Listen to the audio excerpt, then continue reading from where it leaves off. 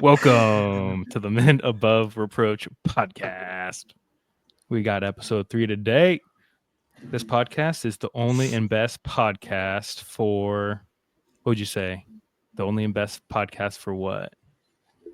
Men Above Reproach, boy. To be a man Men above reproach? aspiring to be aspiring above reproach. The best podcast for men who want to do challenges and grow as Christian men. I love it. It's like, this is the best podcast for people that live in this zip code, in this age range. You're like, oh, yeah, I guess that could be the best podcast. That's I right. love I those always hear- NFL stats. Like they'll do anything to come up with an NFL stat. It's like, this is the first time he's kicked a field goal from the right hash 30 yards away when the field is facing northeast to southwest with a temperature of 38 degrees and the wind blowing 14 miles an hour. Okay. We can So you find heard- a demographic that we're the best podcast for. See, we are the best for a certain group out there. And if you're listening, you're welcome. So anyway, we are Christian men that do various challenges throughout the year that push us physically, mentally, spiritually, and relationally. In this podcast, we'll discuss the good, the bad, and the funny from these challenges that we do. In this episode, we'll dive into the challenges and electives we did from May to August earlier this year in 2024. So before we dive into the discussion, I was on a flight this weekend and I'm reading this book, very fitting. It's Mansfield Book of Manly Men, right? So right up our alley. And Mansfield's manly maxim number 3 is manly men build manly men. And I think that's exactly what we're trying to do. We're trying to be men that build up other men. And I was like, oh, that's sweet. I'm going to definitely reference this on the next podcast. And then there's a poem. Yes, poetry can be manly. It's called A Real Man. And there's 3 different little parts of this. They hit. So this first part says, whose deeds outrun their words so far that more than what they seem they are. I love that. It's like they are what they are. The more than what they seem they are. They don't just appear good men, they are good men. The only deeds he ever hid were acts of kindness that he did. That's integrity right there. The only deeds he hid were the acts of kindness? Man. And this one too. No backdoor gossip linked his name with any shady tale of shame. If we're men above reproach, there's no gossip that can be linked to our name. We're above reproach. No one can be slandering our name. We live above reproach. So I just Well, those last 2 really speak to what's the saying? Your true character is who you are when no one's looking. So, Yep. I mean, exactly what you just said. Yeah, so I thought that was a great little caveat to bring into this conversation because we want to be real men that build up real men, and we want to live in a way that our actions speak louder than our words, and no one can ever kind of pull anything against us because our actions are above reproach.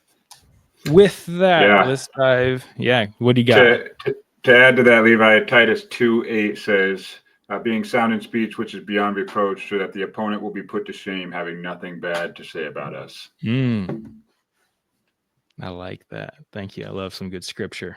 Techmeyer's a scripture man. Just trying to do my part. One of us has to be. Yeah. So in May, we did the Pennebaker writing protocol. Ty, you actually brought this one to us, the Pennebaker writing protocol. Do you remember where you got it from? Yeah. I kind of got the notes in front of me, but tell us why you wanted to do this one.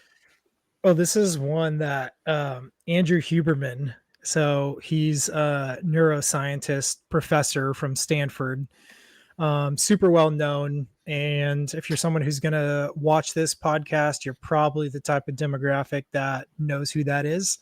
But yeah, he's just a really smart guy, really cares about complete wellness, physical, mental, emotional, and a lot of it comes back to the brain and neurology. And so this was one that he recommended. He said he was going to do, I think I follow him on Instagram and this is where I saw it. So he was going to do this challenge over the next 4 weeks and encouraged other people to do it along with him. So kind of like we're doing with you guys. But this was to write for 15 minutes You can write, you can type, whatever, but you're just try to get rid of any other distractions and focus solely on this. Write for 15 minutes about the hardest thing that you've ever gone through. And you just do that one time for or once a week and for 4 weeks. So a total of 4 times, 15 minutes each. And you have like the benefits in front of you. I can't remember all of them, but so if you've got the list, there's a ton of like. No, I didn't have the benefits. I just kind of had the rules. There was just certain things that it's supposed to help you with, and some of it was just like mental toughness, simple things like being able to sleep better at night. People reported, but there's been tons of studies done for this one, and there's potentially huge benefits if you really focus and stay disciplined with doing it kind of like the correct way. So I thought it'd be a fun one to present for our group. Yeah. I think I would, if you did it, go on, speak about it, and I can tell my experience too and how it maybe grew you or what you got out of it. Okay. Yeah, I was just trying to find where I had written down the benefits of it, but if it's the hardest thing in your life, don't feel like you have to tell the whole world the hardest thing in your life. Yeah, more the nuances of it. Well, I mean, I think it's good for us to be vulnerable about some of the stuff that we've gone through too on the show. So, for us, Lauren and I have been married almost 7 years and hadn't tried to have kids at any certain point. We were having fun. And as you guys know, we like to travel. We're in a lot of different places. Our career status is always changing, just kind of how we've been for the past so many years. And we've been very blessed to be able to do that.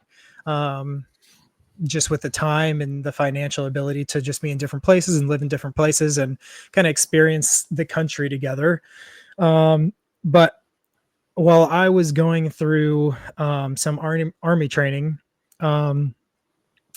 we thought like, I feel like we're not going to try, but we don't really care. Like if we get pregnant, then we know it's from the Lord at this point. So we're both started to have those talks and be open with it. And so long story short, we got pregnant. We're super thankful. And I was in Georgia for training, and she was back here in Nebraska. And somewhere between 6 and 8 weeks, I think, she miscarried. And so that was the thing that I decided to write about because, I've experienced loss in other ways. Another one that I considered writing about was losing Sam Foltz whenever I was playing for Nebraska in the summer of 2016. And but this loss was just very unique because you started to picture like what a life would look like as a father and raising a child with the love of your life. And we were both in different places geographically too, on different sides of the country. And so we really didn't get to like mourn together. And I really wasn't around like you guys or any of my close like friends or family. So it was kind of it was very difficult. But at the same time, I was in a season where I felt extremely close with the Lord and sensitive to the Holy Spirit. So it was good for me to be able to lean on him in that. And so despite the loss, there was that just in scripture, common references, but God. And I think I wrote you guys a letter about that and how, but God, he at the end of the day is where we find our joy and not in a lot of the things on earth that we find temporary happiness. And so that's what I wrote about. I would say when I first started, it was really hard, to get the words on the paper. But as I got going, it was just like, holy smokes, the time went by. Like the first 5 minutes were super slow. And then the next 10, I went 20 minutes, without even noticing. And then it just got easier and easier after that. I don't know necessarily just because it was such a tough thing to like relive that I necessarily noticed any like benefits right away, like sleeping better or anything. Um, but uh, I do think that it's good to reflect on some of those more difficult times in your life to be able to draw mental strength and mental toughness. And that's something that I think I've done. And really, you're only really tested with those things when something extremely difficult like that or harder comes around. And thankfully, since then, nothing really has. So that's been my experience with it. Um, I think that it was worthwhile, and I would encourage people to do it. Um, um, but as Christians, Didn't I think I try to bring it back to how can I grow spiritually from this? And a lot of that came during the time when I was going through that difficult circumstance, probably more so than the protocol itself. What was, so Ty, do you have like any certain memory that comes to mind, like when you were going through, like what was something, was there a Bible verse that really spoke to you during that time that really encouraged you, or a certain person that might have spoken to your life that helped you to keep going? Hmm. You know, I would say that this is like it's real always the things you remember is like you don't expect it. And I was going through, infantry school where you have like drill sergeants they're meant to be like insult you and be harsh with you and always like looking over your shoulder.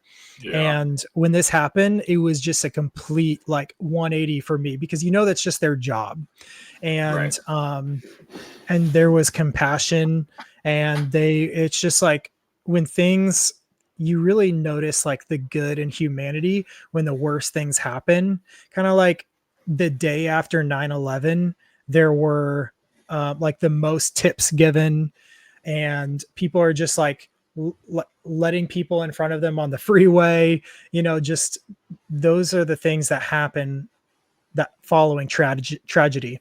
And so just the compassion that I got from people that had to step out of what their role was at the time. And then a lot of young kids that really didn't have a lot of life experience, but it's just raw emotion that they can see coming from me, and that their reflex is to be, compassionate towards me. So I was really encouraged by that. And they weren't people that were necessarily Christians.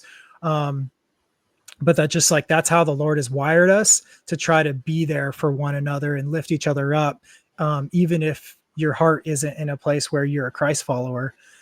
So that was encouraging to me, and they really gave me as much time as I wanted to speak with Lauren. When at that time I only got my phone for 30 minutes to an hour and a half, once a week on a Sunday. And so, um, yeah, I guess that's really where I felt, or I saw a little Hmm. bit of a light. And again, I was able to go back to my faith in Christ and the acknowledgement that happiness is things that we find in this world, temporary things that come and go.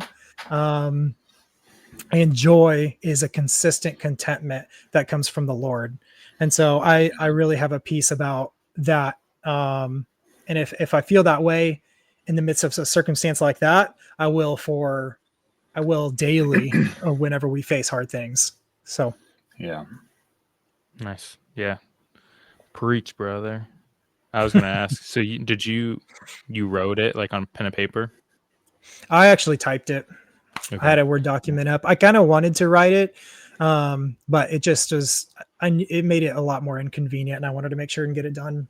Did you Yeah, write I it out? typed also, but I also thought like I just want to know what like almost the science or the power is between handwritten versus typed. I think you can obviously type more, but I think there's maybe some more permanence that happens when you handwrite. But Yeah. to kind of piggyback, ironically, when I wrote about the challenging, honestly, my life's been pretty easy, but this just kind of coincided with a few months after my wife's miscarriage as well. So like I hadn't gone through a lot. So and mine probably wasn't as unique as yours since you were away from your wife, but it's still like a miscarriage is a traumatic event that you Oh don't yeah. want anyone to ever experience. Hmm. But my thing with any hard event, like I never seem to get rattled. Or maybe it's because I just don't deeply process things. I'm like, well, I can't control it. Let's move on. Control the controllables.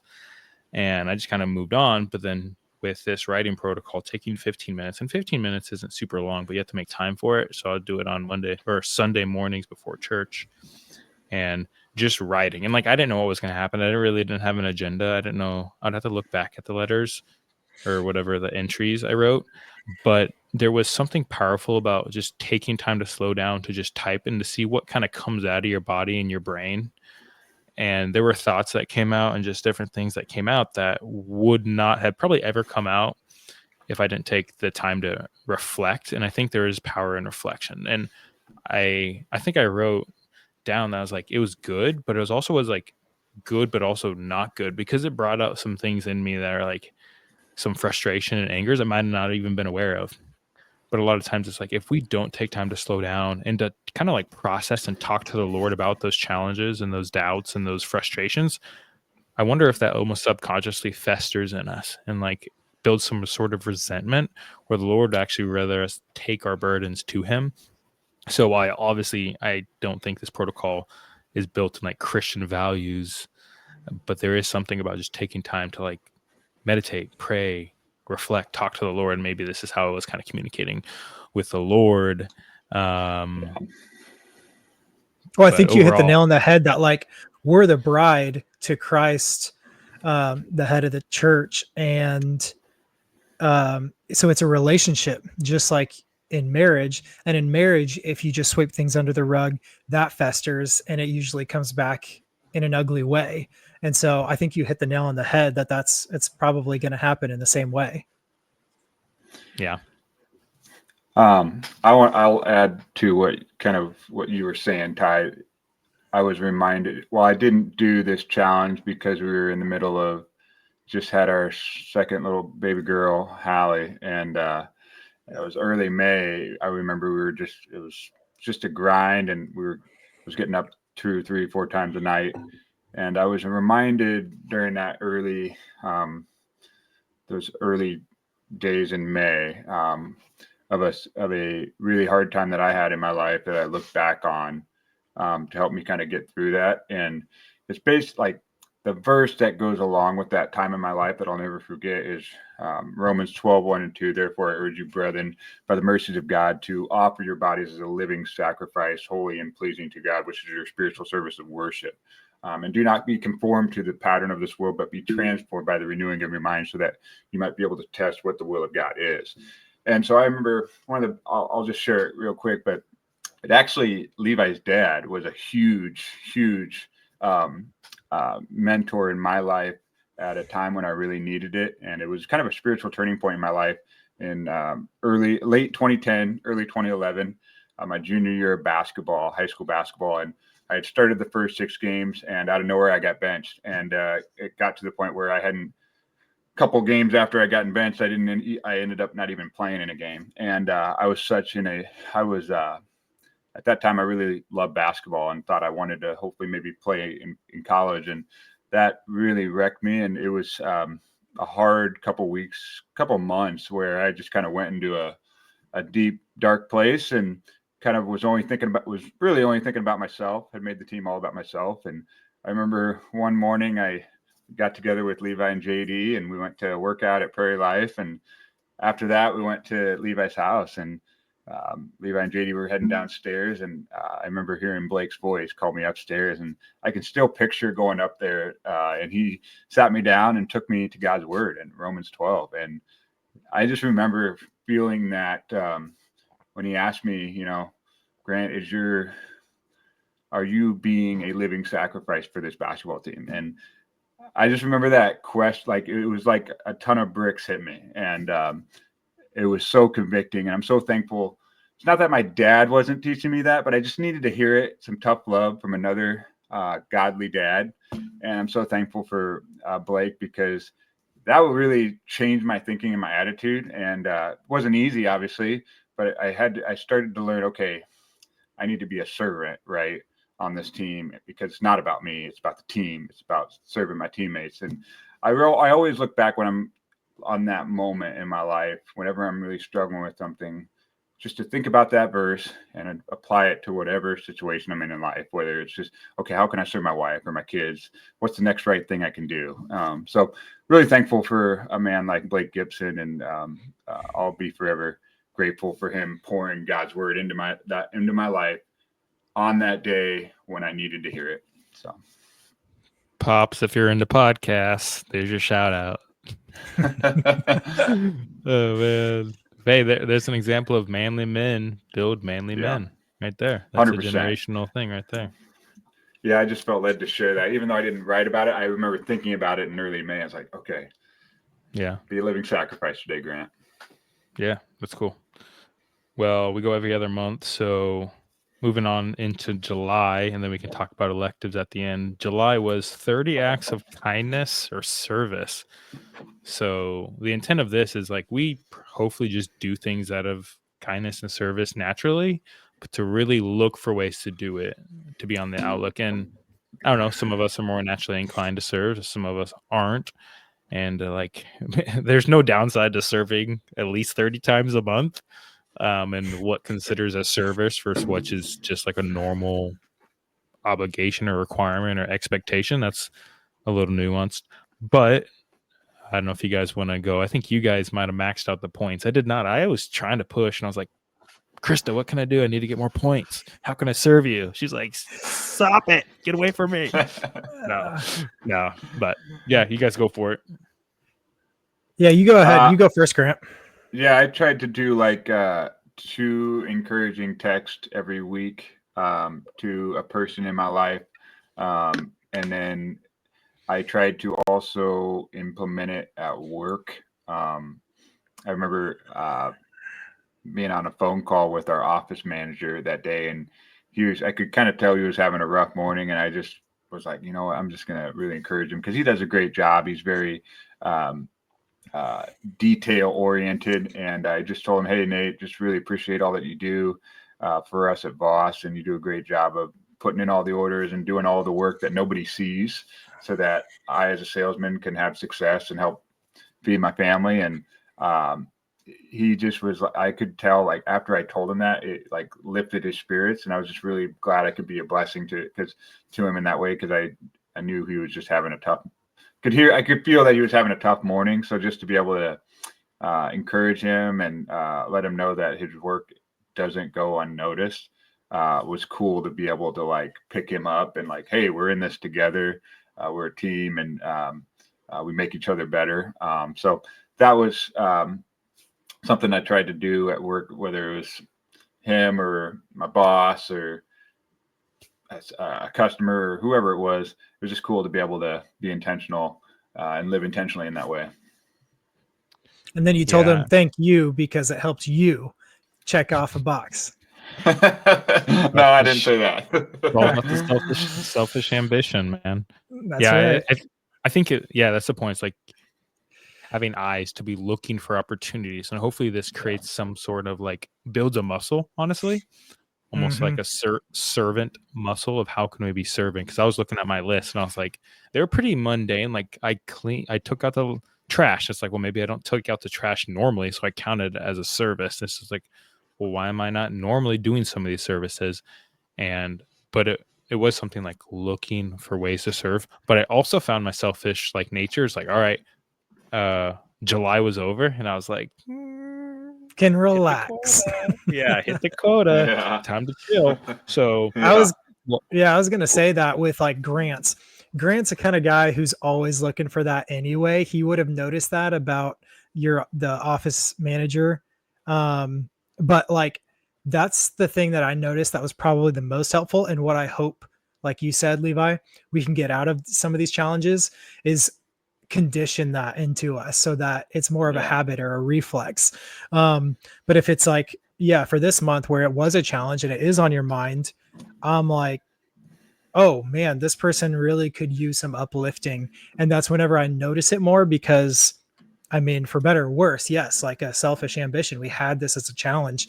And so hopefully some of these things can condition our heart and create that muscle, as you said, to make it more of a consistent pattern and a habit. Absolutely, because it also, like, you bring your wife into it, your spouse into it as well, and we also got to, one thing when we first had Taylor, we had never thought about this in the past, but our church does a food ministry for when you have a kid. You can they set us up on a meal plan, so we got. People were making meals for us 3 times a week for those first 3 weeks when we had Taylor and with Hallie. And that was such a huge blessing to us. So we wanted to really try and be intentional in doing that for our church families. And we got to do it for Ty and Lauren when they first had Conrad in July. And that was just a blessing to be able to go see them and take a little load off their back, because making a meal with a newborn is not easy. And so it's just cool. It just brings you so much joy to help others in that way. That reminded me of something. Because with that specific example, we didn't really that, especially in churches, there's like these food drives, but that like couples will go and make like just outside of church, just like some of your friends and distant friends or neighbors, whatever, will bring like a homemade meal when you have a newborn. And Lauren and I try to be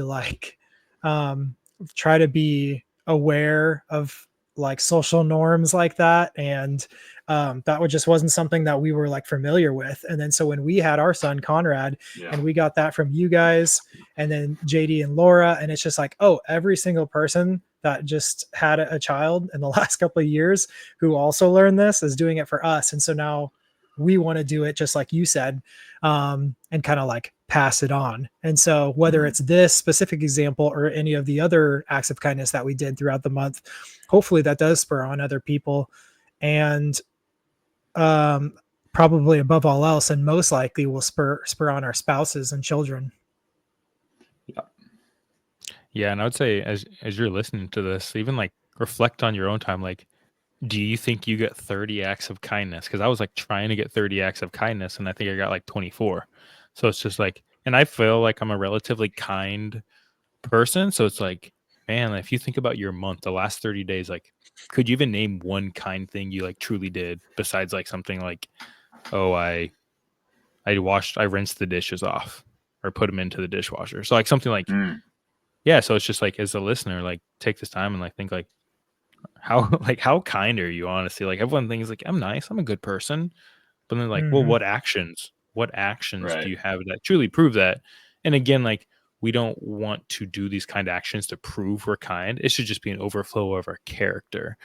And that's where like these challenges can be a little like tricky. It's just like, well, am I doing this for the challenge, or am I doing this to try to create the person or become the man I want to be? It's Right. It's kind of both. It's like both and. Like we have to practice being good men. You have to practice being strong. You have to practice being a servant. Absolutely. It's like, it was a good reminder to me too, because yes, I love helping serve my wife by doing things around the house and whatnot, and that's not a bad thing. But it's like, it was a good reminder, like, how can I go above and beyond, besides just doing that? You know, what else can I do that is more eternally based and not so just today? You know, how can I speak into a person's life by serving them or encouraging them beyond just household chores? Yeah. I tried to make it a little bit unique too. Like I definitely did some of the like, let me try to beat Lauren to the dishes or the laundry or take the trash out, just like you said. And and we get like in a marriage, you have roles. This person handles some of the the finances, this person, and it just like logistically makes sense. And like you have roles, and that's okay. But I definitely did some of those that were more like around the house. But the main thing, and this is what probably made this month pretty easy for me, was July 1st. That's when our son was born. And so there's plenty of opportunity to serve as a new father. And so Lauren had a C-section, and she was also prescribed like oxycodone or something. So like she was having to rest a ton to recover. She had pain meds that would, make her more sleepy and groggy during the day. And so just like lots of time to recover. And so I thought, like, I think the best way I can probably serve you at this point is like breastfeed when you can, but pump before bed. And I got up to feed Conrad whenever he needed feedings throughout the night. And so we'd let him go to bed when he wanted to. And so it'd be like 11 or midnight. Um, and it would be an hour and a half, and he'd get up again, and then 45 minutes and he'd be up again, and then an hour, and then he'd be up again. And so between like midnight and 10, I virtually got up like every 45 minutes to an hour to try to give her that time to relax and recover. Which, she was pretty good after like a week and was like, okay, I can jump in and help. But at that point I was like, well, this is just, I think in general, this is a way that I can just serve you. And so not only has that turned into the rest of that month, but all the way to today. Now, just in the last couple of weeks, it's gone from, 3 or 4 times a night to 1 or 2. So it's gotten a lot easier for me. But I know that's something that Lauren has been super thankful for. She attributes like having a better recovery, her mental and emotional health being better, not struggling really with any kind of like postpartum depression, all to being able to get that kind of sleep. And I don't know if that's something that I would have immediately thought of if it wasn't like, man, I really need to find ways to be proactive with serving Lauren this month. And so I'm glad that it just so happened it landed. My son's birth landed on the same time that we were doing this challenge. And yeah, it's been really good for us both, trying to set the bar high for you boys in the future, especially you, Levi, coming up. Well, I think we're gonna have to recount, because if you counted each night like 4, I think it's a one night of service, not each individual service. So we're gonna have to recount. Oh, don't worry. No, I did like 15 a day if we're counting that way. That's pretty good. That's pretty good. Well, let's move on, and we can talk about our electives. I don't know if Ty did any electives, but Grant and I did the cold immersion. Again, cold immersion, just embracing the cold, showing some resilience. There's some health benefits. And we had to shower 11 minutes of cold shower a week for the month. So that'd be 44 minutes essentially. And you have to do 2 to 3 minutes per time. And we did this last year also. And I think I had my water way too cold in the shower. It was like nearly unbearable. But then this year turned on. But again, I don't have a ton of like crazy takeaways other than sometimes just put yourself in uncomfortable situations. And the fact is, I'm reading a book called The Comfort Crisis right now. And it's just essentially like our life is so easy compared to people of all times and all countries. The American person has a very comfortable life, and we almost have to seek discomfort to create growth. So like the fact that how we work on being resilient to some degree is a cold shower, but nonetheless, like it's kind of cool, like how you see it's challenging initially, and then you're like, oh, you start liking the cold shower to some degree, and there are like health benefits. Real quick, there was a comedian I listened to, and he's like, one of the benefits is like it helps like get your adrenaline going when you're like cold tub. And he's like, yeah, no duh, if you were like back in the old day and you jumped into like water that was freezing and you were going to die because an animal was going to come chase you down, of course your adrenaline would be high. I was like, it's a good point. I don't know if I want to spike my adrenaline because it makes me think I'm like on the edge of death. Yeah, that's funny. And that's one you did, right, Grant? At this during this period. Yes. Yep. I thought about that because I thought about that the other day because I heard Elon on a podcast, Elon Musk. He said, "Have you heard this theory that hot showers are actually really bad for you?" And he went on to say like how it like it's not good for your skin and leads to like your skin cracking and I guess decaying faster. And I was like, oh man, maybe I should do more cold showers rather than just 2-3 weeks out of the year. Did you know that Elon's just saying that because he owns a lotion company? Does he I didn't know actually? that. No, he doesn't. No, he doesn't own a lotion company. He Yeah, owns a Okay. rocket ship. Right. that's Oh awesome. man. I didn't do any electives, but I did suggest but I do plan on doing the cold shower one in December. Actually, I might do it during November, depending on how difficult it is for post my hip surgery, because I wanted to try to use that as like, I don't know, maybe helps with recovery or whatever, just feel a little better or sleep better. But this was another one that I suggested, and I think what stands out about this one is that there was a few different options. I can't remember, I don't have it in front of me what they all were, but Levi, you went through the shower one. So you have to have 11 minutes, 44 minutes throughout the whole week, but that has to be like 2 to 3 minutes per a session.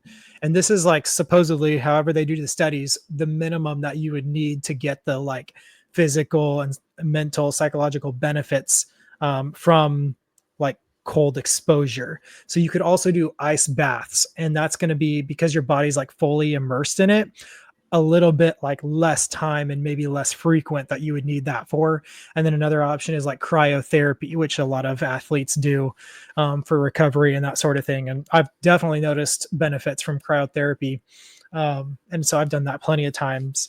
So I guess my point with that is like just being disciplined to do the thing the right way to get the benefit. One, get the benefit, and two, like you said, Levi, just get yourself in an uncomfortable situation to grow from it. So Ty, that's a remind me. hard part to do. Remind me, what exactly is cryotherapy again? I'm not sure. Oh, I've never done it. Yeah, that's where like you see like athletes go into this like box that's like stand up. Okay. Sometimes Captain it stops right here. Yeah. And like you can see your head, but they close the door and it's just like super extremely cold temperatures. And Okay. you have to literally put like wool socks and gloves on, or you'll get like frostbite on your fingers and your feet. So It's like cold you air. It's Okay. not wet or anything. It's like cold air. you just Okay. see like fog, almost like dry ice coming out the top. Or like I've done some where you close a door and it's just like a glass door, so that way they can still watch you to make sure you're not like passing out Wow. or anything. Is that? But Are you supposed to be in there for like 10 minutes, 15 minutes, or how long? How long you does it go? can't do it any longer than 3 minutes. Oh wow. Okay. It's Didn't know that. So it's really like you step out and your whole body's like looks like you're seasoned. But Wow. Okay. but as it like starts to warm down, like or warm up, you definitely feel like, I don't know, it just feels like I'm not sore. I'm like I should be sore because of the workout I just had, and or Right. whatever Right. Okay. what I put my body through this week, especially from stuff in the army.